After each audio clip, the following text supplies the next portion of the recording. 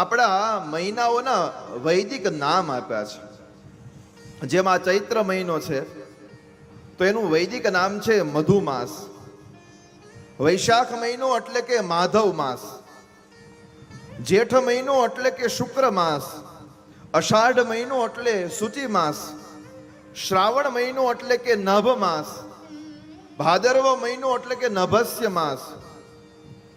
આસો મહિનો એટલે કે ઈશ. આમ તો યજુર્વેદમાં જ્યારે બોલતા હોય ત્યારે ઈખ બોલવામાં આવે, પણ આપણે આમ બોલીએ છીએ એટલે ઈશ. કાર્તક મહિનો એટલે કે ઉર્જ માસ. માક્ષર મહિનો એટલે કે સહમાસ. પોષ મહિનો એટલે સહસ્ય માસ. મહા મહિનો એટલે તપ માસ અને ફાગણ મહિનો એટલે તપસ્ય માસ. આ વૈદિક 12 જે આપણા મહિનાઓના નામ શુક્લ યજુર્વેદના 22મા અધ્યાયમાં 31મા મંત્રમાં પ્રતિપાદિત કરવામાં આવ્યા છે.